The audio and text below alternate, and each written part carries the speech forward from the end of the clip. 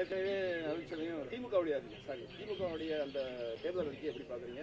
8000 வந்து மகளிருக்கு கூப்பன், அது வந்து என்ன வேணாலும் வாங்கிக்கலாம், ஃப்ரிட்ஜ் இருக்கு வாங்கிக்கலாமா?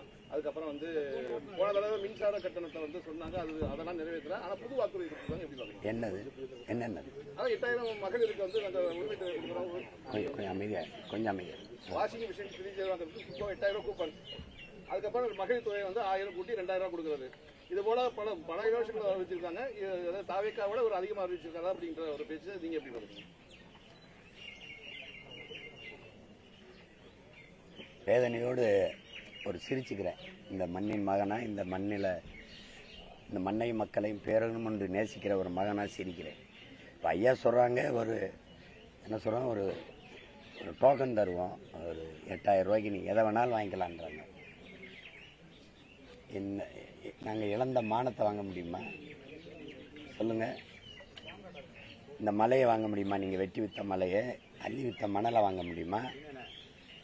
நீங்கள் திறந்து வச்ச சாராயத்தை குடிச்சிட்டு செத்துருக்கான்ல என் அப்பன் சித்தப்பன், என் மாமச்சி, அண்ணன் தம்பி, அவனோட உயிரை வாங்க முடியுமா? எதுக்காக இந்த இனத்தின் மானத்தை இப்படி ஏலம் விடுறீங்க? அவர் வந்தால் 10,000 தருவான்றாரு, நீங்கள் 2000ன்றீங்க, 8000ன்றீங்க.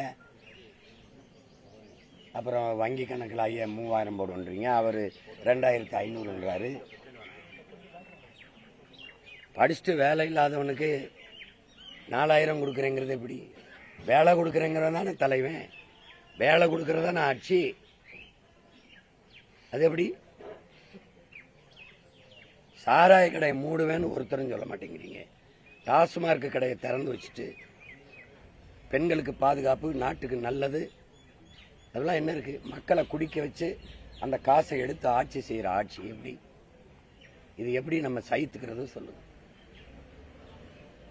எவ்வளவு கொடுமையான ஒரு ஆட்சி முறை.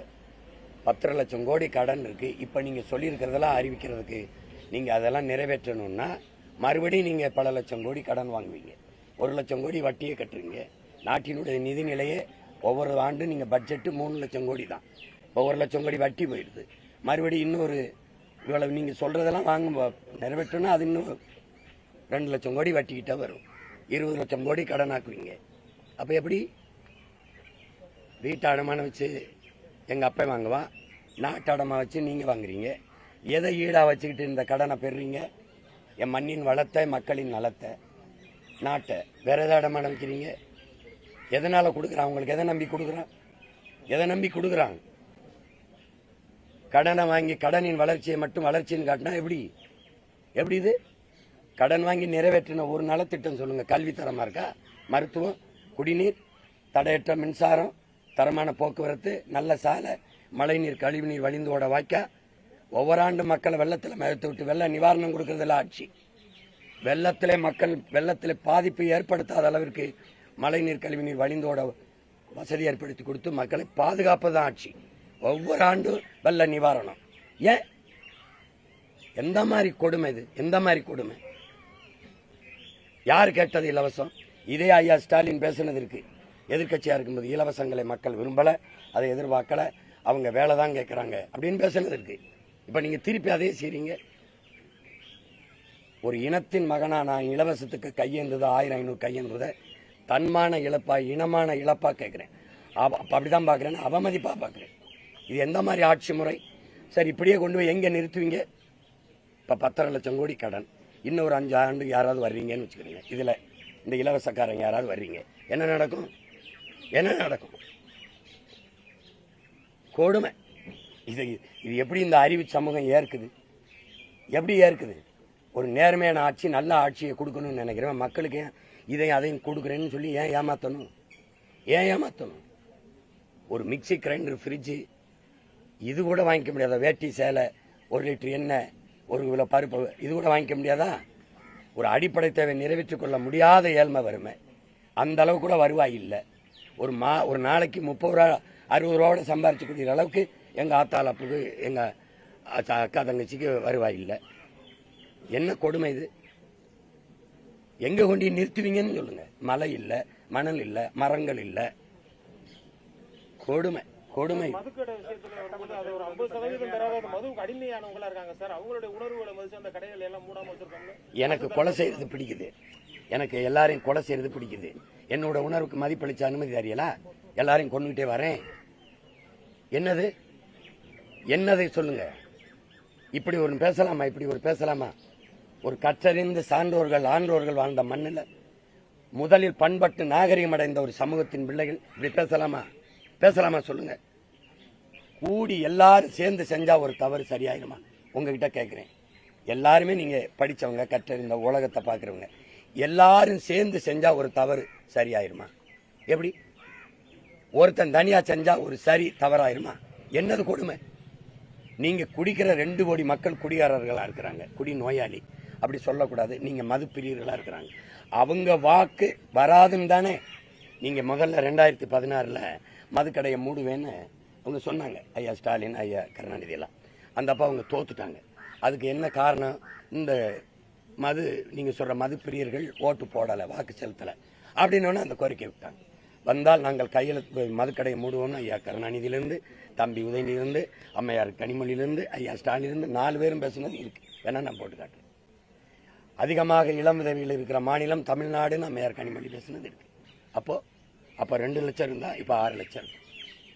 நீ கள்ளச்சாராயம் குடிச்சவனுக்கு 10 லட்சம் கொடுத்து ஊக்கப்படுத்தினவங்க தானே. காய்ச்சறது குற்றம், குடிக்கிறது குற்றம். சட்டப்படி 10 லட்சம் கொடுத்து அங்கீகரிக்குது ஒரு அரசு. அவன் வீட்டு வாசல்ல போய் நின்று உன் பிள்ளைய நான் படிக்க வைக்கிறேன், உன் வீட்டுக்கு ஒரு அரசு வேலை கொடுக்குறேன்னு நாட்டை பாதுகாக்க எல்லை நின்று செத்து வந்தவனுக்கு 10 ரூபா கொடுக்கல, ஒரு மாலை பொறுத்தலை. ஏன் யாருக்குமே கோபம் வர மாட்டேங்குது? ஏன்? எதனால? 13 தலைமுறைக்கு ஒரு தடவை மரபணு மாறி போயிரும்ன்றான். நமக்கு மாறி போயிடுச்சு. ஒவ்வொரு 13 தலைமுறைக்கு ஒரு தடவை புதுப்பிக்கணும். அதுக்கு இருக்கிற ஒரே மருந்து வரலாறு தான். வரலாறு ஒன்று தான் அவன் மரபணுவை புதுப்பிக்கும். நான் யாருங்கிறத மறந்து போனதுனால நான் யாரு, என் மரபணு என்ன? சரணடைஞ்சிருந்தா இந்த உயிரோடு இருந்த ஆண்டுக்கலாம். என் பாட்டை மருது வண்டி போடா, சரணடைஞ்சு வாழ்றதுக்கு சண்டைட்டு சத்திரண்டான்னு தூக்குல தொங்கினான். தீரன் சின்ன மேல கப்பம் கட்டிட்டு ஆளுன்னா எவனாட்டால எவன்டா உரிமை இருந்து தூக்குல தொங்கினான். என் பாட்டன் சேதுபதி 1 ரூபா சும்மா ஒப்புக்கு ஒரு சல்லி காசு கப்பம் கட்டிட்டு நாட்டால் உன்னை விடுதலை செய்யறேன்னா செயல இருந்து செத்தாளிஞ்சாவனையே 1 பைசா கட்ட மாட்டேன்னு, ஒரு செல்லா காசை கூட கட்ட மாட்டேன்னு செத்தான். அந்த பரம்பரையில் வந்தவனா நானு? சொல்லுங்க. ஒரு கைம்பெண் புருஷனை இழந்து, என் பாட்டை முத்துவிடுனா தவிர இழந்த ஒரு கைம்பெண் மூளையில் உட்காந்து மூக்க சிந்திட்டு வெள்ளச்சேலை போத்தாமே பிள்ளைய கூட்டிகிட்டு போய் இன்னொரு பாட்டன் போய் தாயை போய் வாங்கி போயிட்டு பாபா நாயக்கர் கோட்டையில் போய் மக போல இருந்த அடைக்கலம் பெற்று ஐதரில் திப்பு சுல்தான் மதுரை வாங்கி இழந்த நினைத்த மீட்டு போரிட்டு மீட்ட மரத்தி மக்கள் நம்ம இந்த கொடுமை எங்க போய் சொல்றது? ஏன் உன் பரம்பரை நிலத்தை என்ன பட்டு போச்சா? என்னாச்சு? மானத்தை ரோசத்தை அடமானம் வைக்கிற ஈன கூட்டமாயிட்டமா? எதுக்கு கையெந்திர? இப்ப சரி இவங்க கொடுக்கட்டும் 5000. என்ன உன் பரம்பரை சொத்து? நீ கர்ண மகாராசா வித்துப்பிட்டு கொடுக்க போற? எங்க இருந்து கொடுப்ப? உங்க அப்பன்ட்டு காசா இல்ல எங்க அப்பன்ட்டு காசா? என் வரியிலிருந்து தானே கொடுக்கணும். அந்த வரி எங்கிருந்து எடுப்ப? அத்தியாவசிய பொருள் இருந்து எடுப்ப. மின் கட்டணும், பஸ் ஓசியாவன் கேட்டேன், தரமான பஸ் தான் கேட்டேன். நான் கேட்கறதுக்கு பதில் இருக்கா? ஓட்டுநருக்கு, நடத்துனருக்கு சம்பளம் எங்கிருந்து கொடுப்ப? யார் காசுல கொடுப்ப? பஸ் பழுதாயிருச்சு, எந்த காசுல சீரமைப்ப? எரிபொருள் யார் காசுல இருப்ப? மறுபடியும் எங்க காசுல? அது எங்கிருந்து எடுப்ப? ஒவ்வொரு பட்ஜெட்லயும் பற்றாக்குறை பட்ஜெட். அப்புறம் அதுக்கு நீ சாலை இப்படி அறிவிச்சுக்கிட்டு இருக்க? எப்படி?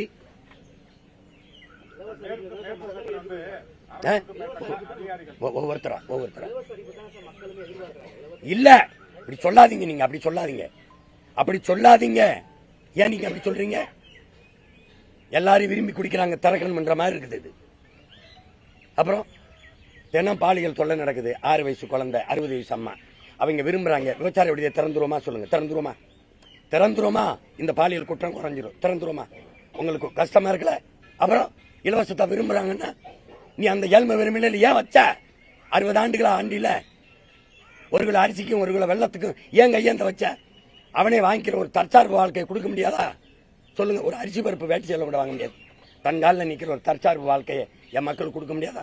அந்த ஏழ்மை வறுமையில ஏன் வச்சா? 60 ஆண்டுகளா ஆண்டு வச்சிருக்க நீ. என்னது நல்லாட்சி?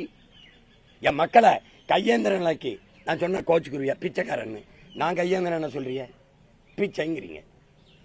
நான் திரள் நிதின்னு கேட்கறதுக்கு மக்கள்கிட்ட கேட்கிறேன். மேல அன்பு இருக்கு கொடுக்குறான். நீ திருட்டு நிதி வச்சுக்கிட்டு கட்சி நடத்துற. அந்த திரள் நிதியில மக்கள் காசுல இருந்து மக்கள் இயக்கம் நான் மக்கள்கிட்ட இருந்து வாங்கி நடத்துறேன். அதையே நீ கவலைப்படுத்துற. பிச்சை எடுக்கிறான் சீமான்ற. அப்ப நீ என் மக்களை ஒட்டுமொத்த நாட்டு மக்களையும் கையேந்த வச்சது பிச்சை இல்லாம எப்படி இலவசமாகும்? எப்படி இலவசமாகும்? யாராவது உங்ககிட்ட ஐயா எங்களுக்கு இலவசமா பஸ் ஓட்டுங்கன்னு கேட்டாங்களா? ஐயா எங்களுக்கு இந்த தேர்தல் வருது, இங்க வருங்க ஒரு டோக்கன் கொடுங்க, நாங்க அதை வாங்கிக்கிறோம்னு கேட்டாங்கன்னா சொல்லுங்க. கேட்டது யாரு? ஆசிரியர் ஊதிய உயர்வு, மருத்துவர் ஊதிய உயர்வு, செவிலியர் ஊதிய உயர்வு, பணி நியமனம், வேளாண்குடி மகன் உரிய விலையை கொடுத்து கொள்முதல் செய்ய நெல்ல, அதானே கேட்கிறேன். போக்குவரத்து தொழிலாளர் பழைய ஊதியம், ஆசிரியர் பணி நியமனம். கேட்கறத கொடுக்க மாட்டேங்கிறீங்க. வீதியில் நின்று போராடுறவங்க கோரிக்கை ஒன்னு கூட நிறைவேற்றப்படலை.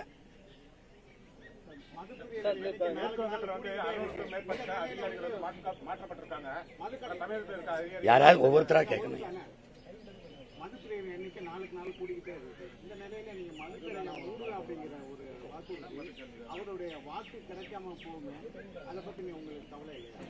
நான் அப்படி கவலைப்படுறவனா இருந்தா நான் பதவிக்கு வரணும், இது சரி பண்ணணும், இப்படி பணத்தை சம்பாதிக்கணும்னா எனக்கு எவ்வளவு பேரம் பேசி கூட்டிருப்பாங்கன்னு நினைக்கிறீங்க? உங்க மனசான்று சொல்லுங்க. ஒரு விழுக்காடு 2 விழுக்காடு இருக்கவங்களுக்கு எவ்வளவு வாய்ப்பு கொடுக்கும்போது எனக்கு கூட்டிருப்பாங்க. நான் ஒன்று கேட்குறேன், நான் என்ன என் மக்கள்கிட்ட சொல்றேன்னா, சாதி வேணுங்கிறவன் அங்கிட்டு நில்லு, எதையாவது சாதிக்க வேணுங்கிறவன் என்கிட்டவா. சாதி வாத்து போட்டாத, ஏன்னா என் தத்துவம் என் சத்தியம் செத்துரும். மதம் தான் வேணும்னா அங்கிட்டு போ, மனிதம் தான் வேணும்னா எங்கிட்டவா, மனிதநேயம் வேணும்னா எங்கிட்டவா. உங்களுக்கு புரியுதா? இந்த கோட்பாட்டை வச்சுதான் நான் முன்வைக்கிறேன். குடிக்கிற மக்களின் ஆட்சி அந்த வாக்கு எனக்கு வேணாம். குடிமக்கள், தமிழ் குடிமக்கள் இருக்கிறான்ல, அவன் வாக்கு தான் எனக்கு வேணும். நீ நிதானம் இழந்து போதையில் இருக்கிறவன் என்ன சிந்திச்சு உனக்கான தலைவனை தேர்வு செய்வ? மயங்கி நிக்கிற நீ எப்படி உனக்கு எவன் குவார்டர் கொடுக்குறானோ, பிரியாணி சாப்பாடு கொடுக்குறானோ அவனுக்கு போட்டு போயிடுவேன். அப்புறம் படுத்து எழுந்திரிச்சாதான் எவனும் அயோக்கிய பொண்ணுக்கு போட்டோம்னு தெரியும். அப்புறம் அடுத்த அதை மறக்க ஒரு குவார்டர் குடிப்பேன். அது குவார்டர் கூட சொல்லக்கூடாது, வீரனை உள்ள முழுங்குவேன். நீ இப்படி இருக்கிறது அதை எப்படி ஒரு நாட்டை நல்வழி நடத்துகிற சமூகமாக இருக்கும்? உழைக்கிற திறனற்று போய், சிந்திக்கிற திறனற்று போய், உடல் உறுப்பு ஆர்கன்லாம் செத்து போய் அவன் இளம் விதவைகளை உருவாக்க அவன் திறனற்று போயிடறான். இப்போ நாங்கள் உழைக்கிறது வெளியேறி சோம்பி பண்ண உடனே வட இந்தியனை கூட்டிகிட்டு வந்து உழைப்பின் தேவை அப்படியே இருக்கு, அதை நிறைச்சிடுறேன். 1.25 கோடி 1.5 கோடி வந்துட்டான். SIRல அவனுக்கு வாக்கு கொடுத்துட்டான். விளங்குதுன்னு நினைக்கிறேன். ஓட்டை கொடுத்த உடனே அரசியலும் அதிகாரமும் அவன்கிட்ட போயிடும். நான் ஏற்கனவே நிலத்தை இழந்து உரிமை இழந்து கை கட்டிட்டு நின்றுக்கிட்டு இருக்கேன். இப்போ இந்தி பேசுகிற இன்னொருத்த மாநிலமாக மாறிடும். அப்புறம் நான் எங்கிட்டு போகிறது?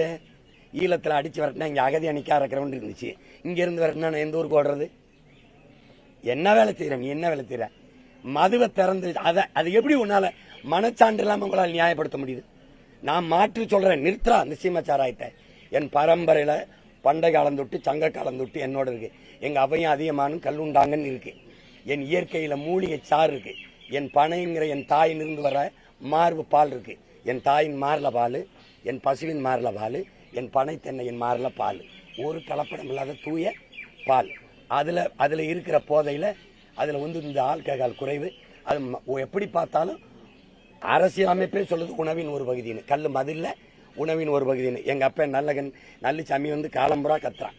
அதை திறந்து விடுவேன். பனம்பால், தென்னம்பால், ஈச்சம்பால், மூலிகை சாறுன்னு திறந்து விட்டுருவேன். அங்கே என் பனை தென்னை இந்த ஈச்சை வாழும், நிலத்தடி நீர் உயரும், நிலம் பாதுகாப்பாக இருக்கும், என் வேளாண்குடிமாக வாழுவான். கல் குடிச்சு செத்தமில்லை, சொத்த முட்டை வித்ததில்லை, சரித்திர செய்தி. நீ ஏதாவது ஒரு ஆர்கன் கெட்டு போச்சுன்னு சொல்லு. அப்போ இதை முடித்து அதை திறந்துடுவேன். வேற என்ன? சாராய பொருளாதாரம் 50,000 கோடி, பால் பொருளாதாரம் 3 லட்சம் கோடி. நான் என்ன பண்ணேன் தேர்வுங்க? இப்போ நீங்கள் இந்த தேவைக்கட்டையா 5-6 பண்ணையை போடுறேன், ஆடு மாட்டு பண்ணை போடுறேன், கழுதையை வளர்க்குறேன், கழுதை பால் 1 லிட்டரு 5000 ரூபா விற்கிறேன். என் பிள்ளை பயன்படுத்தினா உலகத்தில் அதிக விலை போகிறதுக்கு எருமைப்பாலும் எருமை கறியும் தான் ஏற்றுமதி செய்கிறேன். என்ன இருக்கு உனக்கு? தேவை ஹோட்டலுக்கு என் பிள்ளைக்கு வீட்டு வாசலில் அரசு விலையை கொடுக்குறேன். என்ன? பாய் பின்னுதல், கொட்டான் பின்னுதல், பட்டுப்பூச்சி வளர்த்தல், தேனீக்கள் வளர்த்தல், நெசவு, ஆடு மலர் வளர்த்தல், நாட்டுக்கோழி வளர்த்தல். Government employ. பொருளாதாரம் எங்க இருக்குன்னு தெரியாத அலையிற நீ சாராயத்தை வித்து சாராய பொருளாதாரத்திற்க. தமிழ்நாட்டின் பாலின் சந்தை மதிப்பு 3 லட்சம் கோடியா இல்லையா? நீ பாலை எங்கிருந்து வாங்குற? ஆந்திராவில் இருந்து. கறி எங்கிருந்து வாங்குற? ஆந்திரா, ராஜஸ்தான்ல இருந்து. நீ ஆடு மாடு வளர்க்கல. பால் வளத்துறை இருக்கு, பால் இருக்கு, வளவுங்க. கால்நடைத்துறை இருக்கு, அமைச்சர் இருக்காரு, கால்நடைங்க. இப்ப நான் சொல்லும்போது சிரிச்சுட்டு 4 கோடி லிட்டர் பால் கறக்க ஏற்பாடு. இது குழாயிலையா? குழாயிலையா? அடுமை எலெக்ஷன் வந்து தேர்தல் வந்து இப்ப வந்து பணம் கொடுக்காம நேர்மையாக நடக்குமா? மேற்பட்ட அதிகாரிகள் வந்து மாற்றப்பட்டிருக்காங்க. இதில் நீங்க தான் கேள்வி கேட்கணும். இருங்க, ஓட்டுக்கு காசு கொடுக்க மாட்டேன்னு சொல்ற உங்க பிள்ளை என்னோட வண்டியை சோதிக்கிறாங்க. ஓட்டுக்கு காசு கொடுத்துக்கிட்டு இருக்கிறவன் இதை இவங்க சோதிக்க மாட்டேங்கிறாங்க. நீ தேர்தல் ஆணையம் நீதிமன்றம் ஐயா இருங்கய்யா ஐயா அமைதி. மாண்புமிக்க இந்த நாட்டின் நீதி கற்றறிந்த சான்றோர் பெருமக்கள், நடுநிலையாளர்கள், அறிவார்ந்த பெருமக்கள் இந்த இலவச அறிவிப்புகளை எப்படி ஏற்கிறாங்க, சகிக்கிறாங்க? இவ்வளவு கடல்ல வச்சுக்கிட்டு நீ என்ன இப்படி இலவசம்னு நீ அறிவிச்சுட்டு போற? ஏன் இது ஒரு பெரிய சிங்கவருங்க ஜனநாயக படுகொலை. அதை கொன்னுட்டு ஒரு கேடுகட்ட பணநாயகத்தை கட்டமைக்கிறாங்க. இது எப்படி முதலாளிகளுக்கான அதிகாரம் தான் இருக்கும்? உழைக்கும் மக்கள், அடித்தட்டு மக்கள், மக்களாட்சி எங்க இருக்கும்? இது எப்படி இருக்கும்? என்னை நான் ஓட்டுக்கு காசு கொடுக்காத வண்டியை சோதிக்கிறேன். ஓட்டுக்கு காசு கொடுக்குறவன்னு சோதிக்கமா? ஒரு நேர்மையை என்கிட்ட காட்டுறேன். நீ யாரை பறிக்கிற? மிளகாய் முட்டை வித்துவிட்டு காசு கொண்டாடுறவன், மளிகை கடைக்கு சரக்கு வாங்க போறவன், அப்பனை சேர்த்துட்டு அதை போய் கட்டி மருத்துவமனையில் கூட்டிட்டு வர பணம் எடுத்துட்டு போறவன், இவன் காசை பறிச்சுக்கிற. ஒரு தொகுதிக்கு 25 கோடி ஒதுக்குறான்னு உனக்கு தெரியுது, அதை போய் தடுக்கிறது இல்லை. 23 கட்சிகளோட கூட்டணி சேர்ந்துட்டு மகா கூட்டணி அப்படின்னு முதல்ல சொல்லியிருக்காங்க. பயம் தோல்வி பயம் எல்லாரையும் கூட்டத்தில் நிக்கிற ஒருவனுக்கு வந்து துணிவோ வீரமோ தேவையில்லை. தனிச்சு நிக்கத்தான் வீரமும் துணிவும் தேவைப்படுது. நாங்க என் மக்களை, மண்ணை முழுமையா நேசிக்கிறோம், நம்புறோம். அவங்க நம்பல. அதனால தலைவர்களை, இயக்கங்களை நம்புறாங்க, கட்சிகளை நம்புறாங்க. நல்லாட்சி கொடுத்தோம்னு தனிச்சு நிக்க வேண்டியதானே? எதுக்கு உங்களுக்கு சீட்டு பேரம் பேசி நோட்டு கொடுத்துக்கிட்டு எதுக்கு செய்யணும்? சொல்லுங்க, நீங்க சொல்லுங்க. 22 என் ஓட்டு 36 லட்சம்னு சொல்றேன். அப்படி ஐயாவை சொல்ல சொல்லுங்க, அவர் ஓட்டு எவ்வளவு? இல்ல ஐயா எடப்பாடியை சொல்ல சொல்லுங்க. ஆமா, பயம், நேர்மை துளியும் இல்ல, அச்சம். நீங்க 5 ஆண்டு கால ஆட்சி முடிஞ்சு இறங்கும் போது ஒரு தலைவன் எப்படிப்பட்ட ஆட்சி கொடுத்தேன், என் ஆட்சி தொடரணும், என் மக்கள் விரும்புவாங்கன்னு சொல்லல. நீங்க ஆயிரக்கணக்கான கோடிக்கணக்கான ரூபாய் சொல்லி தொடரட்டும், ஸ்டாலின் ஆட்சி தொடரட்டும், தமிழ்நாடு வாழட்டும், இப்படிதான் சொல்லிட்டு இருக்கு. நீங்க தான் விளம்பரப்படுத்துறீங்க. எதுக்கு? நீங்க இலவசம் 1000 ரூபாய் கொடுத்த இடத்துல அடுத்து வந்து 8000 கொடுக்குற அளவுக்கு வளர்த்திருக்கீங்க மக்களை. எல்லாம் வறுமை ஏழ்மையா வளர்த்திருக்கீங்க. இது ஒரு ஆட்சி முறை. படித்தவன் வெகுண்டு எழாம, ஒரு அறச்சீற்றம் கொள்ளாம, விழிப்புணர்வு பற்றி எழாம இந்த அநியாயத்தை சகிக்க முடியாது. முதல்ல இந்த கொடுமை முடியட்டும், நமக்கெல்லாம் விடியட்டும். ராமதாஸ் சசிகலா கூட்டணி வந்து போட்டிருக்காங்க, அதை நீங்க எப்படி பாக்குறீங்க? அது ராமதாஸ் நீங்க நல்லவர்னு ஒரு சமயம் விமர்சிச்சிருக்கீங்க. அதே சாட்டைத்துறை வந்து சசிகலாவும் ராமதாசும் வந்து வயசானவங்க கழுதுக அப்படிங்கிற மாதிரி விமர்சனம் பண்ணிருக்காரு. எப்படி பாக்குறீங்க? இல்ல, அது என் தம்பி ஏதாவது சொல்லியிருப்பா. சும்மா அதில் நான் ரெண்டு பேர் மேலேயும் மதிப்பு வச்சிருக்கிறவன். எங்க ஐயா வந்து எனக்கு ஒரு தந்தை போல. அவர் வந்து அவர் நிழல்ல வளர்ந்த பிள்ளைல நான் ஒருத்தன். அதெல்லாம் சொல்லக்கூடாது. அவரு நான் என்ன பார்ப்பேன்னா, இந்த வயசுலயும் ஓய்வுல போய் சும்மா வீட்டில் இருக்காம ஏதோ நம்மளால முடிஞ்சதை ஒரு கருத்தை மக்களுக்கு சொல்லணும்னு நினைக்கிறார். அதுக்கு நீங்க பாராட்டணும். மற்றவங்கள ஒதுக்கி போயிட்டு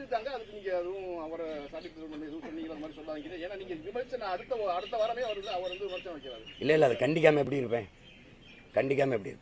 சசிகலா அம்மையார் மேலேயோ ஐயா மேலேயோ எனக்கு வந்து விமர்சனங்கள் எல்லாம் மதிப்பு இருக்கு. அதோட நான் கடந்து போவேன்னு நினைக்கிறேன்.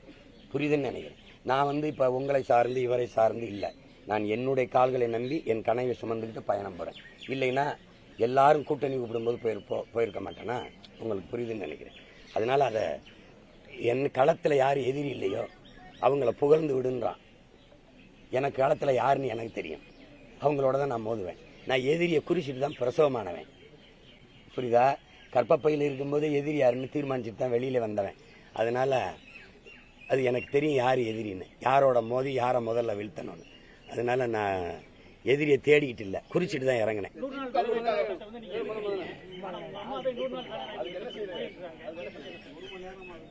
கொஞ்ச நேரங்க. இல்ல எங்க அம்மா ஏன் போனீங்கன்னு கேட்டேன். என் தம்பி என் தங்கச்சின்னு சொல்லும்போது ஒருத்த கூட இல்லப்பா, வீட்டில் தனியாக உட்காந்துருந்தேன். எல்லா சொந்தக்கார பிள்ளையும் அந்த மரத்துக்கிட்ட போய் உட்காந்து பேசிட்டு இருந்துச்சுங்க. சரி அதுகளோட போய் வாங்காத்தான் நீங்களும்னு அங்கே போய் உட்காந்துருந்தேன். நாங்கள் இருங்க, நான் சொல்றேன். 100 நாள் வேலை திட்டத்தை நான் எதிர்க்கிறேன்னா உங்க எல்லாரும் மனச்சான்றேன்னு சொல்லுங்க. அந்த திட்டம் ஏதாவது நன்மை வைத்திருக்குன்னு சொல்லுங்க. காங்கிரஸ்காரங்க கொண்டு வந்தது நாட்டை நாசமாக்குறது. ஓட்டுக்காக பாரதிய ஜனதாவும் திமுக அந்த திராவிட கட்சியிலும் தொடர்ந்துட்டான். ஒரு நாடு ஒரு மக்களினுடைய மனிதனுடைய அறிவாற்றலையும் உடல் ஆற்றலையும் உழைப்பில் ஈடுபடுத்தி உற்பத்தியை பெருக்கினாதான் அந்த நாடு வாழும் வளரும். சும்மா இரு சம்பளம் தாரேன்னா என்ன நடக்கும்? இப்போ இந்த 100 நாள் வேலை திட்டம் வந்து எவ்வளவு நாள் ஆச்சு? நட்டு வச்ச மரங்கள் எத்தனை, தூர்வாரின குளங்கள் எத்தனை, சீரமைச்ச சாலைகள் எத்தனை? ஒண்ணும் இல்ல. உங்களுக்கு தெரியும். அமைதியா இருங்க அண்ணா. அண்ணா இல்ல. இப்ப நான் என்ன சொல்றேன், ஆக்கப்பூர்வமா இப்ப நான் ரொம்ப நாளா பேசிட்டு இருந்தேன், நீங்க செயல்படுத்தல. கேரளா செயல்படுத்துது. கேரளா எப்படி செயல்படுத்துதுன்னா, இப்ப நான் வந்து அப்படி செய்யணும்னு ஒரு அலுவலகம் போட்டுருவேன். நீங்க 100 நாள் வேலைக்குன்னா அந்த அவங்கள பதிவு பண்ணி வச்சிருப்பேன். இப்ப இவர் வேளாண்மை செய்யறாரு, அறுவடைக்கு ஒரு 20 பேர் வேணும்னா கருதற்க என்கிட்ட பதிவு பண்ணிடுவார். இந்த 20 பேர் அனுப்பிடுவேன். வண்டி அவர் கூட்டிட்டு போறாரா இல்ல நாங்க வச்சு அனுப்பணுமா, அதுக்கு வாடகை அவர் கட்டிடணும். சாப்பாடு போட்டுருவாருன்னா போட்டணும், இல்லை சாப்பாடு செலவு கொடுத்துடணும். அவங்க வந்து காலையில இருந்து போய் அந்த அறுவடையில எவ்வளவு 1 மணி 2 மணி வரை வேலை செஞ்சுட்டு இருந்தாங்கன்னா அவர் வெளியேறும்போது அந்த உழைப்புக்கான ஊதியம் 500 கொடுத்துருவாரு. நாங்க ஒரு 300 கொடுத்துருவோம். 800ஓட ஐயா கேளுங்க வீட்டுக்கு போயிடுவாங்க. அப்போ உழைப்பு, உடல் ஆற்றல் உழைப்பில் ஈடுபடுத்தப்படுது, உற்பத்தி பெருகுது, விளைச்சல் பெருகுது, வறுமை குறையுது. அதுதான் சரியா இருக்கும். நான் வந்து அப்படிதான் செய்வேன். புரியுதா? அப்படிதான் செய்வேன். அதுதான் நான் சொல்றது. வெற்றி வாய்ப்பு நீங்க ஓட்டு போடுவீங்களா எனக்கு? அப்ப உறுதியா வெல்லுவேன்.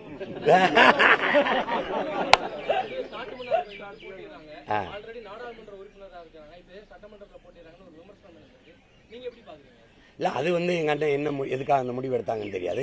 எங்களோட கோட்பாடு ஒருவர் 2 தொகுதியில போட்டி போடுறதோ, ஏற்கனவே ஒரு பொறுப்புல இருக்கும்போது மறுபடியும் இன்னொரு பொறுப்புல, அது எங்க ஐயா வசந்தகுமார் நிற்கும் போது கூட நான் வந்து அதை எதிர்த்தேன். எப்படின்னா அவர் சட்டமன்ற உறுப்பினராக நாங்குநேரியில் இருந்தார், திருப்பி கன்னியாகுமரியில நாடாளுமன்றத்துக்கு போட்டிட்டார்.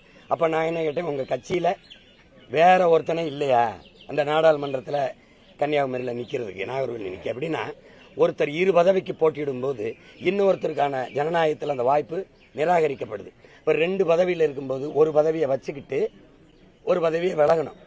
அப்ப நாங்குநேரியில அவர் எம்பி ஆன உடனே பாராளுமன்றத்துக்கு போன உடனே அது உயர்ந்த பதவின்னு அதை போயிட்டு இது விலகிட்டார். இது பதவி விலகும் போது வலுக்கட்டாயமா ஒரு தேர்தல் திணிக்கப்படுது. இந்தியா மாதிரி ஒரு வளர நாடு, ஏழ்மை நாடு, உங்களுக்கு 28 விழுக்காடு சாப்பாடுலாம் படுக்க போறான். உங்களுக்கு தெரியுது, ஏற்கனவே இலவசத்துக்கு ஏந்திக்கிட்டு இருக்கு கைய. இந்த நாட்டில் மறுபடியும் ஒரு இடைத்தேர்தல் வலுக்கட்டாயமா திணிக்கப்படுது, மக்கள் மீது சுமத்தப்படுது. தேர்தல் ஆணையம் மக்களின் காசுல இந்த இடைத்தேர்தலை நடத்துது. இது ஏற்புடையதா இல்ல, விளங்குதா? அப்படியே நீ போகணும்னா அவர் பதவி ஆசைக்கு தானே மேல போயிருக்காப்ல. இப்ப இந்த பதவிக்கு இந்த இடைத்தேர்தலுக்கான செலவு எவ்வளவு? 25 கோடியா? அதை கட்டிட்டு நீ பதவி ஏற்றுக்க, விளங்குதா? அப்படி இல்லைன்னா இந்த 2வது வந்தவன் நாங்குநேரியில இப்ப ஒருவேளை எங்க அண்ணன் நிக்கிறாரு, சட்டமன்ற உறுப்பினராக இருக்கணும்னு வச்சுக்கோங்க, அவர் வென்றுட்டாருன்னு வச்சுக்கிறோம். இப்ப சிதம்பரம் நாடாளுமன்றத்தை விளைவார், அப்ப ஒரு வழி கட்டாயமா இடைத்தேர்தல் வரும். இப்ப அந்த செலவு யார் ஏற்பா? அப்படின்னு நான் என்ன பரிந்துரைக்கிறேன், அடிப்படை அமைப்பு அரசியல் மாற்றம்னு ஒரு கோட்பாடு. நான் என்ன சொல்றேன், 2வது ஒருத்தர் வந்திருப்பார்ல, இப்ப எங்க அண்ணன் 5 லட்சம் வாக்குனா ஒருத்தர் 4.5 லட்சம் வாக்கு வாங்கியிருப்பாரு. அவர் மேல நம்பிக்கை வச்சு மக்கள் வாக்கு, அந்த மக்களின் வாக்குக்கு மதிப்பளித்து மீதி இருக்கிற 2 ஆண்டு காலங்களில் 2வதா வந்தவரே நாடாளுமன்ற உறுப்பினர் தொடர்வார்னு நீங்க பதவியேற்க வச்சுட்டீங்கன்னா செலவு மிச்சம். சொல்றது புரியுது? அப்ப அதுதான் அடிப்படை மாற்றம், அமைப்பு மாற்றம். இல்ல வலுக்கட்டம்னா எவன் பதவிக்காக போனானோ அவன்கிட்ட காசை வாங்கி நடத்து, மக்கள் காசுல நடத்தாது. இது எப்படி இருக்கு? நல்லா இருக்குல்ல? அப்படி செய்யணும். நீங்க இருங்க பாருங்க, இங்க பாருங்க, நீங்க ஹலோ கொஞ்சம் அமைதியா இருக்கு. நான் காரைக்குடிக்கான மகன்ல, ஒட்டுமொத்த தமிழ் குடிக்கான மகன். எனக்கு என் மண்ணுக்கு என்ன செய்யணும்னு தெரியும். மொத்தமாவே இது வரைக்கும் நீங்க இப்படி பேசிட்டு இருந்தா நான் இப்படி